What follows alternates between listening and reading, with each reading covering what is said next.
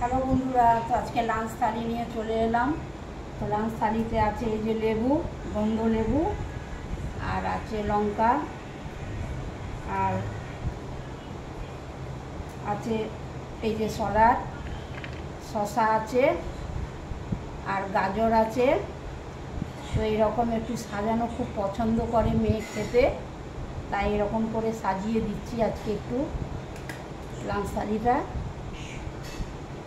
তো এই হয়ে গেছে। এবার হচ্ছে শাক ভাজা,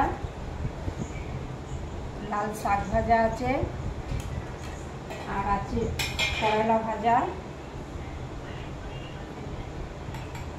আর আছে মাছের ঝোল, কাতলা মাছের ঝোল আছে আলু বেগুন দিয়ে, আর ফোড়নে দিয়েছি কাঁচা লঙ্কা আর কালো দিয়ে।